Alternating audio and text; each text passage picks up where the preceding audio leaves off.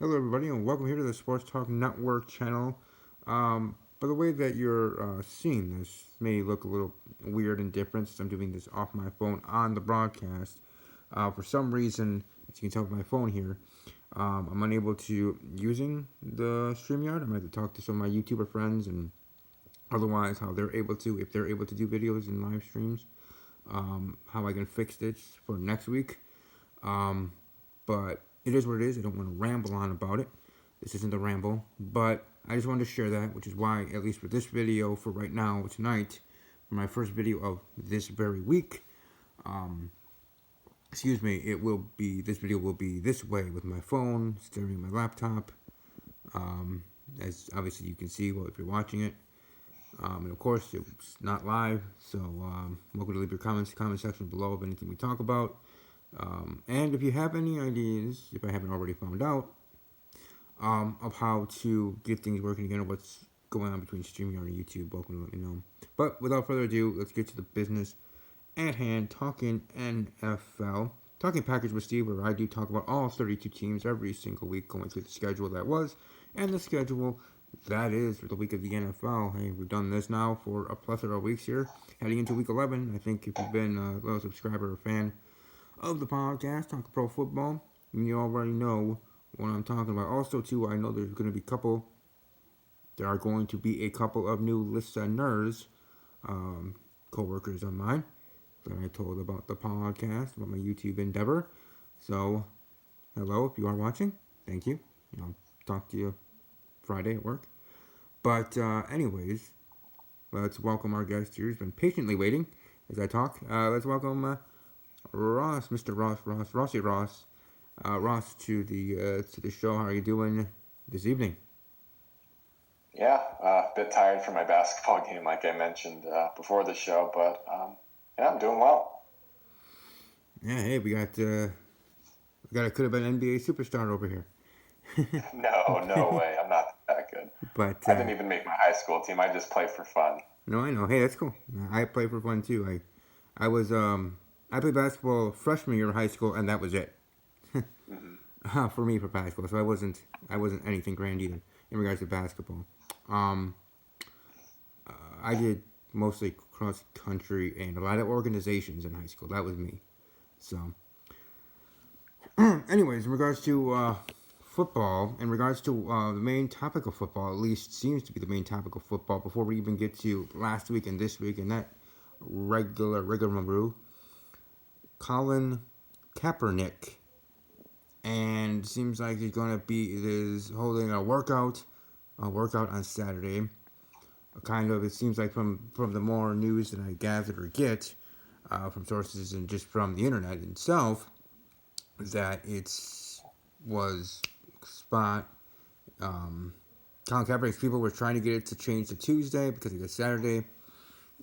Not only teams are in flux to go into games or otherwise, only teams that would be able to and not have worries that the teams on the byes, which would include the Packers. But we got a quarterback, so we're good. But anyways, in regards to Colin Kaepernick in this situation, if you have heard about it, Ross, what are your thoughts on the current situation on Saturday, and if you think that's going to lead to anything? And I guess your thoughts, if you have anything updated or at all, Colin Kaepernick in general, and him being away from the NFL as long as he have been. Do you think he ever will be back in the NFL again? I haven't caught up with like the latest news that broke in the last hour, so I was at my game. But just in general, I mean, I think Cap deserves a shot. Absolutely. I mean, he's probably one of the best 64 quarterbacks in the league. I mean, he's been out of the league for a little bit, but I mean, he could still play when he was last with San Francisco. So, I mean, I think he deserves a shot. I mean, NFL teams, really should go and just see where he's at physically and where his arm's at. So I definitely think he deserves a shot. Other than that, I don't really have too much else to say. Okay, yeah, I didn't know if you had any opinion on either side of the aisle in regards to Colin Kaepernick, his protest, and what he stands for, and what could be blackballing or not of Mr. Kaepernick in the NFL by the owners, which Jerry Jones, your owner in Dallas, has said some things in regard to Kaepernick and his stuff, along with other owners, not just Jerry Jones. that have spoke on Colin Kaepernick and that. So I don't know if you had any opinions or caring in regards to that part of it. But yeah, I just wanted to bring that up first because that being, at least to most NFL fans, let alone Kaepernick supporters, feeling he got a raw deal. If this could mean anything, this actually could be a sign of Mr. Kaepernick being back in the NFL. Now, for me, I don't think he'll ever be back in the NFL. And personally, I somewhat don't want him back in the NFL. Like, I don't think it would be best for the NFL. I don't even think it'd be best for Colin Kaepernick himself. I think it'd be too much of a circus, like almost like Tim Tebow, but more so, times 10. Tebow being a circus because Tebow and his Christianity, Colin Kaepernick being a circus because of a more, this was a different, more serious situation. Something that Kaepernick does truly believe in, but is butting heads in regards to the NFL and with policies and with other people. So I just think, all in all, I think it would just be best if he just not be back in the NFL. If he wants to be back in the NFL in broadcasting, if he wants to be back in the NFL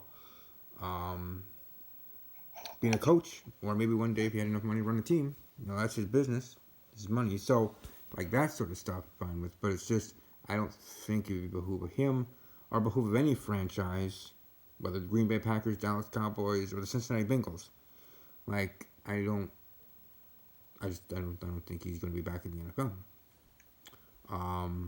He is a good quarterback, and there are quarterbacks that are starting right now that he is better than, and I would actually agree with that. But for those NFL franchises, they're okay and rather deal with that said quarterback who may not be that great or worse than Kaepernick, but no headaches from outside in regards to extra stuff beyond just bad play.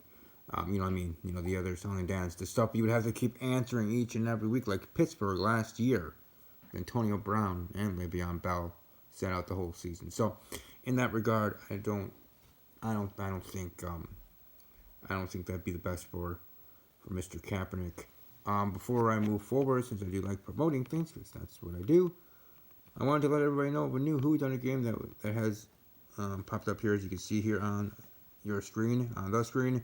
Who Done It Double Teamed at W Teamed tonight has the cast list is out. Hashtag High School Musical, the musical, the series. The cast list is out, and I have made the grade. And I am on the team, or on the team. I am on the cast. I'm part of the game. Me and my tag team partner, Jeffrey, at Gucci McNuggets, or Gucci_McNuggets, and we'll be playing that. So, just wanted to share that as I always do. But let's move on, as we do, to last week's slate of games. As I scroll here. Thank you. First, we got the Oakland Raiders over the LA Chargers, 26-24 in a close contest. The Jets over the Giants, 34-27 in the Battle of New York. With the Falcons shocking the world and actually playing well, defeating the Saints 26-9. I know I was listening to some radio stations heading into work on Sunday. Yes, I sometimes work on Sunday. And they were saying and making bets with each other with the co-hosts of how many points do we think the Saints are going to score on the Falcons today. One guy's going, I think it's going to be a 40 spot. And I go, no. And the other guy's going, no, it's the original game. Maybe be closer, maybe 24. But I don't see under 20, and it's 9. So, and they lose. So, very surprising there, but hey, that's why they say they don't play to win the game, but that's why they play the game, period.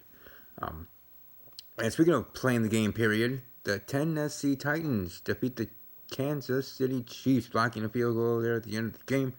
Titans over the Chiefs 35-32. Before you blink, the Raiders could be trying to take over that division. We got the Ravens keep going strong after making a big statement, beating New England the previous week. Them beating up on the Bungles, 49-13 there on the road. The Browns beat the Bills, the one time I didn't want them to show up. 19-13 over Buffalo. The Tampa Bay Buccaneers over the Arizona Cardinals 30-27. The Bears over the Lions 20-13. Dolphins over the Colts. Yes, the Dolphins win 2 games in a row. And unfortunately for the Indianapolis Colts, the best kicker in NFL history, that guy, might have to be retired here shortly because he missed a point, missed a field goal earlier in the season. He moved time for him to retire. Packers over the Panthers 24-16 in a close game. Closer than I would have wanted to, closer than I expected it to be. Steelers over the Rams. Rams are just being a shell of themselves this season, at least in my eyes personally. But the Steelers getting the win 17-12. And then there was Sunday Night Football on NBC. Minnesota Vikings defeating the Dallas Cowboys 28-24 in that contest. Some questionable play calling, I would say, near the end of the game in regards to Dallas and their final drives. But let's actually throw it to Ross. And what do you think in regards to the Cowboys, the game against the Minnesota Vikings past weekend, and how that game ended? Like, final drive there, Dallas, beating up on the Vikings in the past game, but then finally going to Zeke, and Zeke went nowhere. Yeah, I mean, it was a complete mismatch in the trenches. Zeke was completely inefficient, 20 carries, 47 yards. Compare that to Dalvin Cook, who just ran all over Dallas. Alexander Madison also had a good game, and Dallas's run defense was just putrid. I mean, as soon as Minnesota realized that they should stop passing, it was over. That was in the second half, when they finally just started running it with Dalvin Cook all the time. And Dallas's defense is struggling right now. It was the strength of the team last year, and now it's especially the linebackers, Sean Lee, Vander Esch. Those two have underperformed to this point, especially Sean Lee, which I'm sad. I really like Sean Lee. I have a Sean Lee jersey, so he's past his prime. I'm glad that he's healthy, but he just might not be as effective as he used to be. So Dallas is at Detroit this week. We'll talk about that, but have to get back on track. Not a good game, losing at home to Minnesota. Good Minnesota team, but really should have won that game. Yeah, and interesting, or not interesting, but very, I guess, interesting in my way in regards to the NFC North with the Minnesota Vikings keeping pace with the Packers. Still strong there. The Packers now on a bye. The Vikings with, I think, as I look here, probably heading into this 11th week in an easy matchup. Being able to keep pace or maybe tie with the Packers in regards to record-wise, because in 2 weeks, the game that has been already flexed, the Packers and the 49ers will be playing on Sunday Night Football in 2 weeks, so that will be certainly interesting to see how that all goes for the NFC North battle in regards to that, because on Monday night, Seahawks defeat the 49ers 27-24 in overtime. 49ers did have a chance to win it after getting an interception in overtime, picking off Russell Wilson. So in the end, they should have won this game, but they didn't. Seattle got the ball back, showed it on the field, kicked the field goal, and of course got out of there with a win on the road and a big statement win. But I think this is the one that the 49ers gave away. They should have gotten the win. Like I said, they had maybe not a chip shot field goal, but a very makeable field goal. Earlier in the game, he kicked one even further away. So I think it was just a pressure moment, and he just shanked it, unfortunately. I feel bad for him in regards to that. I mean, speaking of little basketball I did in high school, football I did was always as a kicker. I always liked the kicker stuff. I always had a tee in my backyard and kicking it over what my dad made for me, some of the goalposts over the swing set area. It's our swing set. Putting up two boards there for goalposts and kicking it. So I always was enamored, intrigued in regards to kicking. Hashtag Chris Jackie of the Packers. But a shout out to him. But anyways, so that's unfortunate there. But the 49ers, one loss is not going to season destroy. The Dolphins get the pop champagne. 72 Dolphins of staying and being the only team to be undefeated the whole entire season, the playoffs, Super Bowl. So good for them, I guess. But yeah, I'm sure the 49ers will be marching on and stomping a mud hole on whoever they're playing next here in week number 11. And here we go for week 11. We'll start with the Thursday night matchup tomorrow night. The Pittsburgh Steelers and the Cleveland Browns in Cleveland. Steelers versus Browns. I'll go first here. I have the Steelers getting the win on the road. That defense being ferocious. I think the transaction of the season, trade, especially before the trade deadline, is Mika Fitzpatrick going to Pittsburgh from Miami. Though I thought he was going from one floundering team to another floundering team, has really bolted up this defense and really being the engine that could, leading this team and this charge to trying to get the division, or at least to contend to the division against with the Ravens. So, or at least trying to make it for the wild card, let alone any chance with the division. But for me, I'm going Pittsburgh over Cleveland, 26-13. They're in that game. And unfortunately, the Browns continuing to be the Browns, though they were supposed to be a much stronger, better Browns. But Ross, what say you? What do you see happening on Thursday night? I may lean ever so slightly to Cleveland, even though I bashed them last week.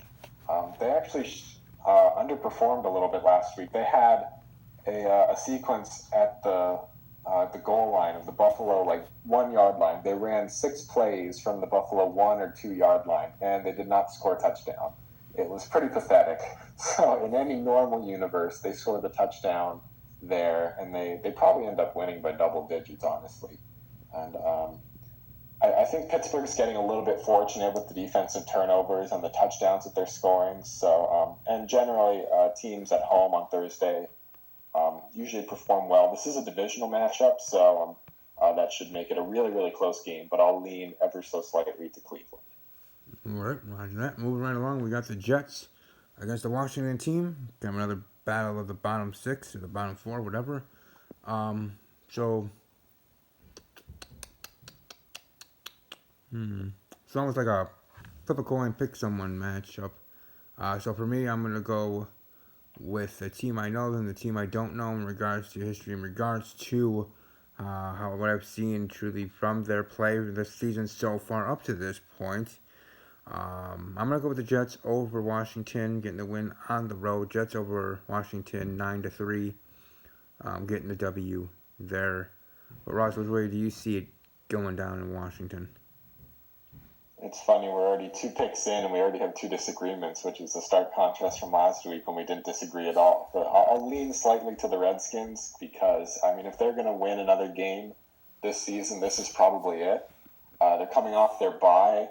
They're starting Dwayne Haskins, so they've had 2 weeks to prepare a game plan for Haskins. At home, the Jets are off.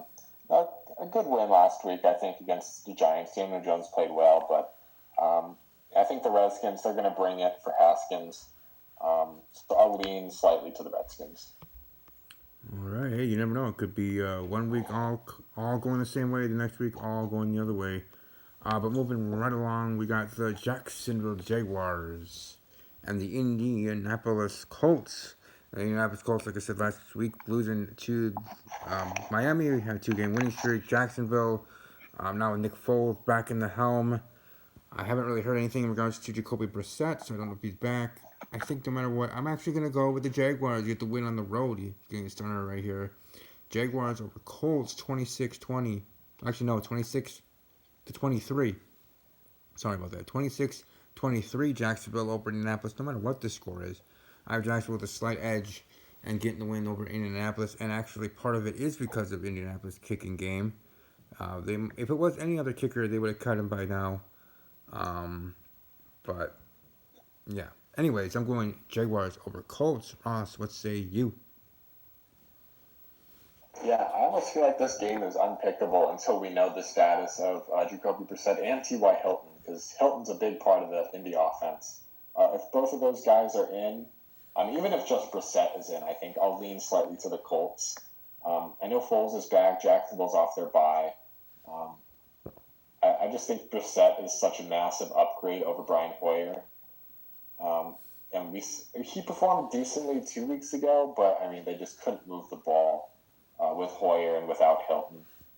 If those two are in, I think I like the Colts, but I could definitely see Jacksonville with Foles back, giving Indy a run for their money. These first 3 games are all projected to be really, really close. So it wouldn't surprise me if I'm 0 for 3 and you're 3-0. But yeah, I'll lean to the Colts.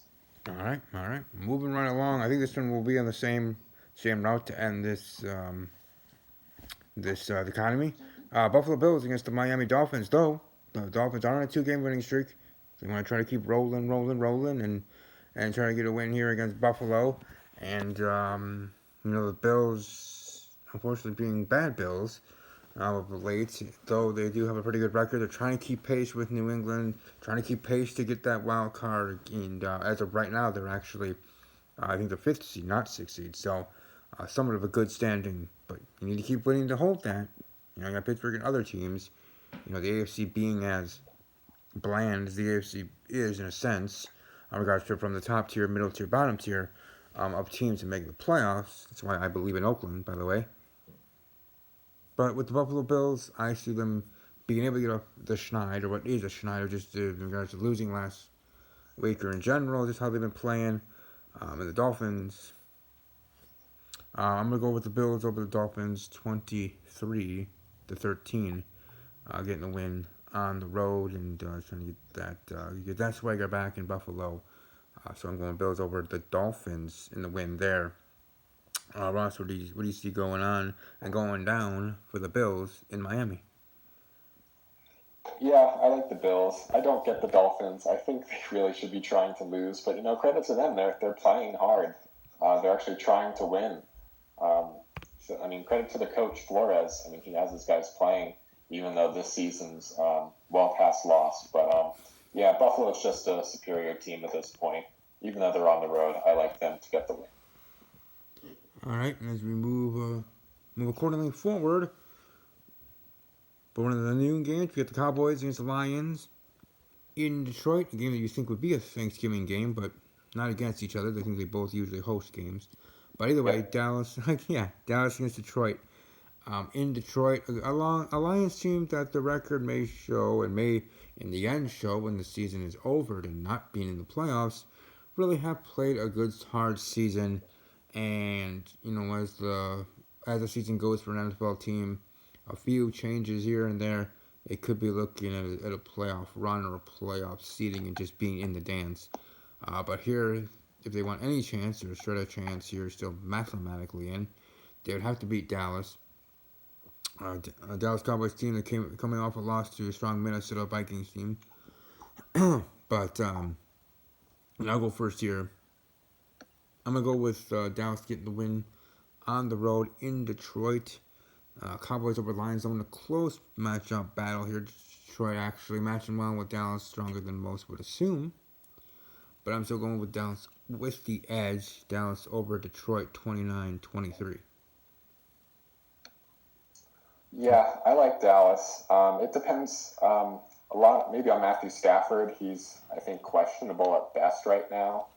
I really don't know why the Lions would let him play.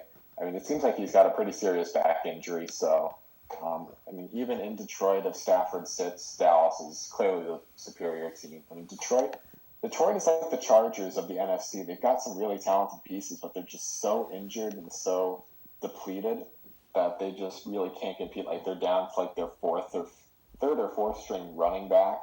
I mean, they had Driscoll playing last week. Cornerback Slay is hurt.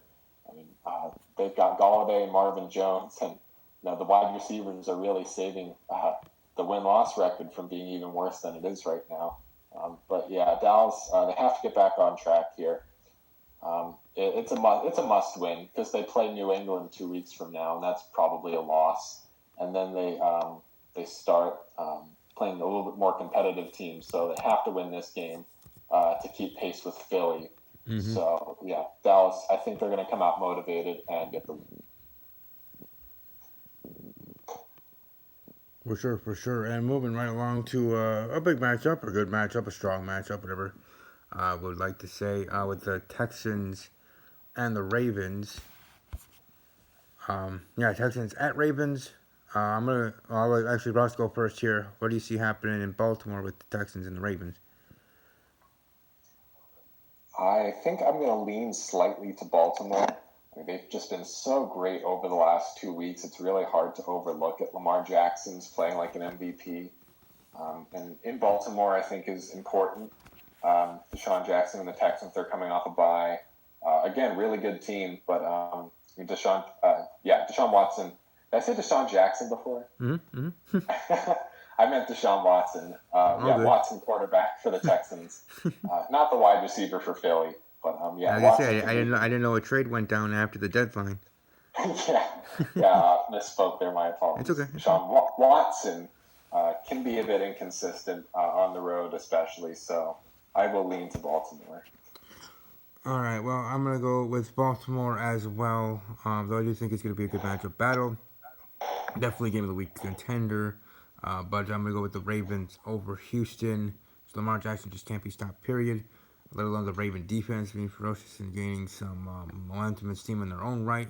Offense as well. Defense gonna get their own swagger. So I'm gonna go with the Ravens over the Texans, 36-32, getting the win in a high-scoring battle affair. This slobber knocker indeed. There for that matchup. Oh, excuse me. With that, moving right along, we got the Falcons and the Panthers in Carolina. I mean, it's one of those where the real Atlanta Falcons please stand up, because we see a Falcons team that cares, showed out last week, getting the win against the Saints team, whether with his starting quarterback Drew Brees, who's not back at the helm, or seeing Teddy Bridgewater, former starter of the Minnesota Vikings, still a strong, dominant Saints offense and just team overall. But so that with that, the Falcons got the win over the Saints last week. Now we have the Panthers team coming off a loss against the Green Bay Packers in a close matchup there. I'll let Ross go first here. How do you see that going down in Carolina with these two teams that somewhat during the season, at least to me, Jekyll and Hyde? Yeah, I like Carolina here. I'm not quite buying the Falcons. I think they're pretty motivated. I would say just going into New Orleans off of their bye. I think you'll see a letdown here. Carolina back at home. They've got a stinky good home field, and Atlanta's really banged up. They're down to their fourth string running back as well, similar to Detroit. I just think Carolina, they're just a more well-rounded team at home. So, and I'm not completely buying Atlanta and what they did last week, which was a complete shocker by all accounts. But I will still take the Panthers. Yeah, like I said, it's tough in regards to how Atlanta's been playing. Carolina at home, all of that. I'm actually going to go with the Carolina Panthers to get the win in a close matchup, two in a close game. I'm going to go with Panthers over Falcons, 26-23, getting the win there. But ever so close. The original matchup, Panthers and Falcons, is how both teams have been playing of late. Hopefully get the good Falcons, because then if that's the case, this game definitely can be a game of the week candidate for sure. If that definitely is the case, if that is how the game actually unfolds, and Kyle Allen is here to stay. Cam Newton's on IR. Cam Newton probably will be traded or cut or retires as a Panther. Whatever's going to happen in the offseason, that's going to happen then. But as for the season continuing for the Carolina Panthers, they're going to win or lose with the help of Kyle Allen. Kyle Allen's playing balls out, which is why it was easy for the Panther organization to put Cam Newton on IR, i.e. the Jaguars situation. If Minshew Mania actually did run wild, they would have done the same thing and put him on IR and finished off however they would have with Gardner Minshew at the helm, because Gardner Minshew would have done well. So anyways, moving forward, we got the Saints and the Buccaneers at Tampa Bay. Again, throwing it to Ross first. Do you see the Saints bouncing back with a big win against Tampa Bay? Or do you see Tampa Bay keeping it close and maybe picking up its own upset? I like the Saints. I'm almost inclined to throw the previous game out the window for the Saints. I mean, it was just such an outlier performance that for this week I'm going to disregard it. If the Saints, if they lose or if it's a really close game, then it's time to get concerned about the Saints because they did the same thing last year down the stretch of the season when the offense just kind of faltered, and which doesn't make a lot of sense this season because a lot of it last year was we were thinking that Breeze was just getting old, he was taking hits, he was playing a lot, but I mean he was out with a wrist injury or a thumb injury is what it was. So I mean it's not like his legs are aching. I mean he's been off the field for a third of the season, so people thought it would be good for the Saints. That I mean Bridgewater stepped in admirably, and now they're probably going to get a first round bye. Well, it depends on if the Packers and the Niners can keep it going. But yeah, I'll take the Saints. But yeah, if they struggle this week, then it's time to get concerned. Yeah, I'm gonna go with the Saints as well. I don't see it being close, but if it is close, then I definitely agree with you in regards to the Saints and in that situation. Like, should they go back to Bridgewater, especially if Tampa Bay pulls up the upset? In any way, should close game, a big blowout for the Buccaneers side of things, like Atlanta did to the Saints last week.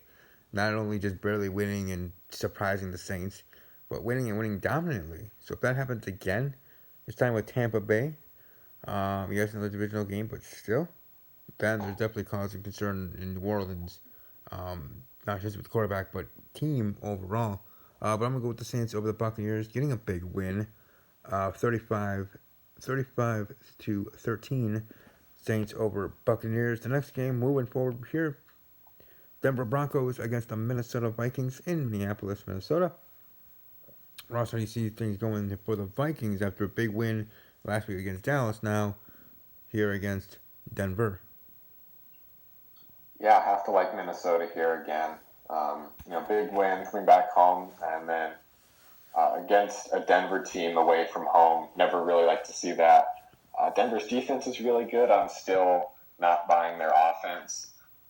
Traded away Emmanuel Sanders. We've got Brandon Allen at quarterback with Flacco, who's injured, or injured maybe in quotation marks. Maybe he's just playing bad. He's probably injured, but who really knows? But yeah, no real struggle here. I'll take the Vikings. Yeah, it pains me to agree, I guess, in regards to the no real struggle because we're talking about with Caleb's team there in Denver, but I'm sure he would agree, even as a Bronco fan, in regards to everything, them trading Emmanuel Sanders and him going to San Francisco and everything like that as well. But excuse me. So with all that, I'm gonna go with the Vikings over the Broncos.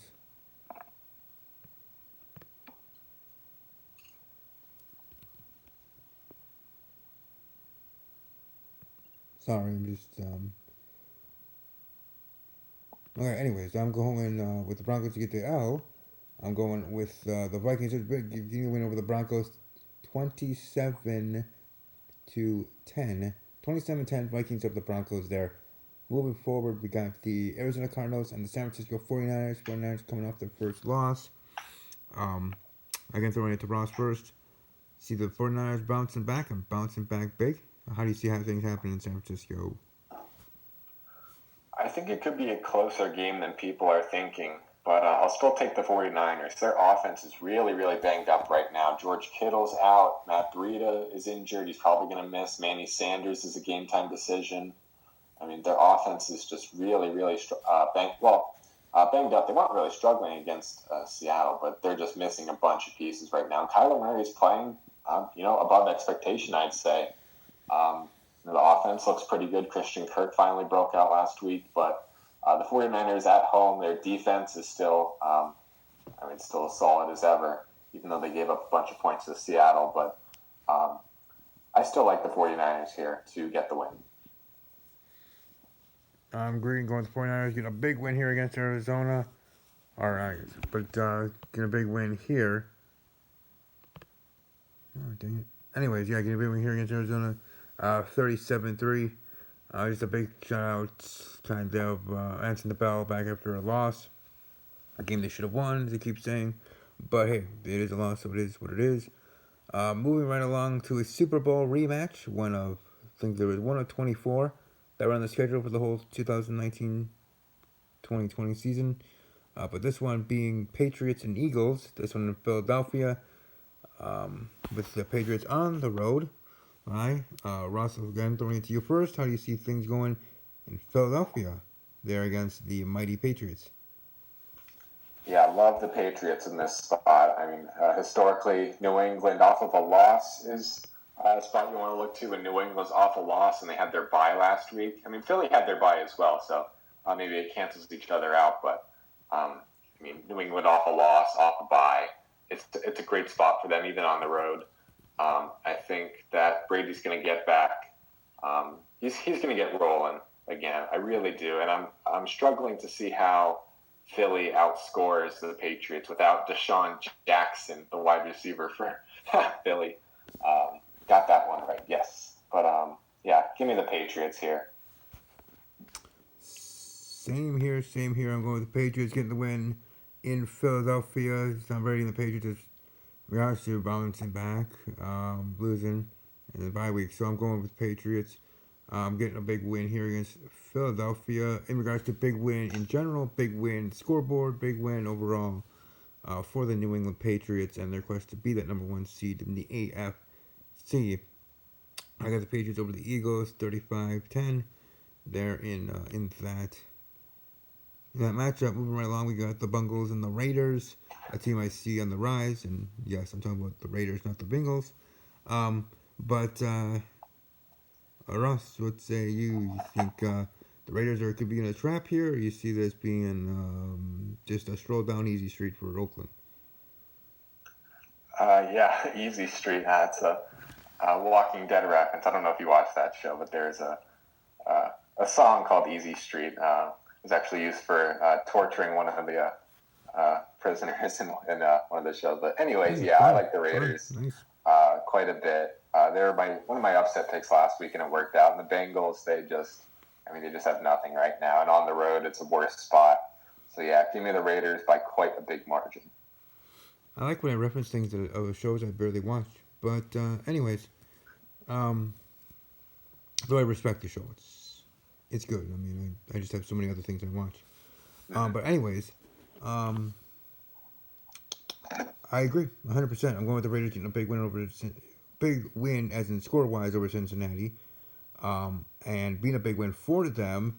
Their quest to making the playoffs, maybe even a chance to get that division. The Chiefs keep stumbling and coming back to them, record-wise. So I'm going with Oakland over Cincinnati, 20-13. Oakland over Cincinnati there. I think it'll be a win there for sure. Almost to the point where that score may seem close, but you see the stat line and Oakland dominates sort of game. But anyways, moving forward, we got the Chicago Bears and the LA Rams. Now, these two teams actually played to the par that I thought they were supposed to this season. This would have for sure have been my lock pick of awesomeness game of the week, but it's not because those teams are not what the Bears and the Rams are or were last season. Chicago Bears defending NFC champs. We got the LA Rams, the defending NFC champs. Not playing like it either way, both of them, and both of their quarterbacks, not just Mitchell Trubisky, but Mr. Jared Goff there too. He's gonna answer the bells and answer some questions in his play in the last couple of weeks, let alone the teams overall, both of them. But this is gonna be an interesting game because I still want to see a bounce back game for either one of them. I think the Rams have more of an actual mathematical chance regarding to making the playoffs, but you just never know. But I'm gonna, odds being the odds, I'm always a home team guy in regards to games like these that are close matchups. So I'm gonna go with the LA Rams getting the win over the Chicago Bears at home there in LA. The Rams over the Bears 26-20. But what say you, Ross? How do you see things with these two teams in LA? I think this is my upset special of the week. I kind of like the Bears here because I think the Rams' offensive struggles could be a long-term issue because their offensive line is in shambles right now. Their left tackle, Whitworth, he was great last year. He's now just okay. Their center is hurt. Their right tackle is hurt. And Khalil Mack goes up against right tackles primarily. And so that's a huge mismatch. And if the Bears can get pressure on Jared Goff, I mean, it's over. They might not score 10 points. So I hate's a strong word, but I don't like Mitchell Trubisky very much as a quarterback. I just think he's extremely limited. But I mean, he has good games occasionally. He showed it last year. Maybe this is one of those. Maybe he hits a 75-yard touchdown pass, and that's how the Bears start the game. They get out in front. They can play with a lead and run the ball like they want to. So I think it's going to be a really close game. I don't think the Rams are going to, just outscore the Bears. I think it's going to be close. I'll take the Bears slightly here. All right. And for Monday Night Football on ESPN, the Chiefs and the Chargers again in LA. So we got two games in LA this weekend for Sunday night and Monday night with the Rams and the Chargers. Maybe we'll see a assortment of Bears and Chiefs fans at both of those games because that's how it is in LA, I guess. But anyways, the Chiefs and the Chargers. I'll let Ross finish it up here with this final game for this week. To go first, here you see the Chargers being able to make a scare of the Chiefs because I keep saying for Oakland at least, trying to pull back and getting close to getting that division, let alone the playoffs. And Phillip Rivers, some weird way have a soft spot for him. Because me and my dad were watching the playoff game last year with the Chargers against New England and just really pulling for him to get the win, to get to at least play a Super Bowl, let alone win one. He might be this generation's Dan Marino. He was great, but never won a Super Bowl. At least Dan got to play one, though, I think. So, what say you, going first here with the Chiefs and the Chargers? Yeah, I'll lean to the Chiefs here. It's more of a take against the Chargers. I just don't think this team is all that good. I mean, they lost the turnover battle against Oakland by 3, and they nearly came back, which I thought was impressive. But just overall, I really don't see it here. The Chiefs are going to get their points. We know that Pat Mahomes was great. No concerns about his injury. And I just don't know if the Chargers can get their points. They've got a good offense. They've got a good running game. But the Chiefs' defense is playing well, and I just don't know if they'll be able to outscore Kansas City. I'll take the Chiefs. I see this being a close matchup, a game that going down to the end, Phillip Rivers, going down swinging sort of thing. But I'm going with the Chiefs over the Chargers, maybe in overtime, but with a field goal win. Chiefs over Chargers, 29-26 there for that matchup. And as we do each and every week, whether here doing it one-man band or with Ross or anyone, with our game of the week. Since I do helmets, I'll go second and let Ross share who his game of the week is here for week 11. Yeah, pretty easy decision this week. It's going to be New England and Philadelphia. I'm glad it's the primetime game that everyone's going to be able to get to watch. Eagles NFC East rival will get to see them hopefully lose. As I'm obviously a Cowboys fan, it'd be great to see them lose. And I've got some Patriots on one of my higher stakes fantasy teams. I've got Brady on that team. So I hope they can just put up like 40 points and just crush Philly. So, yeah, that is definitely my game of the week. There you go. You heard it from Ross. Patriots crush. Go crush them. But, no. I see where you're going there. I see how obvious that is for you. But for me, when I was looking at this, before picking mine, I thought it was obvious in a different way for me personally. So for that ado, as I do this now because reasons, my game of the week is going to be you have the Baltimore Ravens and the Texans. And I just think with these two, I just in regards to first seeing that matchup and even with the Patriots and Eagles that this one's going to be a heavy hitter. This one's going to be down to the wire. The other one might be too, but I think this one's going to pack more of that punch. And I just really do think that these two and this game is game of the week worthy and will be for sure game of the week. So, yeah, for me, I got the Texans versus the Ravens for game of the week. But with that, anything to do for this show, not too much else, or not for me to anything to bring up.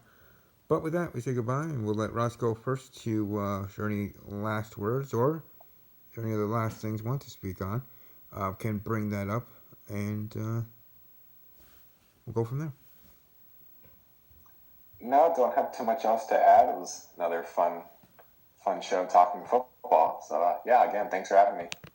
Always glad to help you. Hope to have you every single week if it works. Obviously it would be tons of noodles of fun if able to do that and make you a co-host or semi-co-host.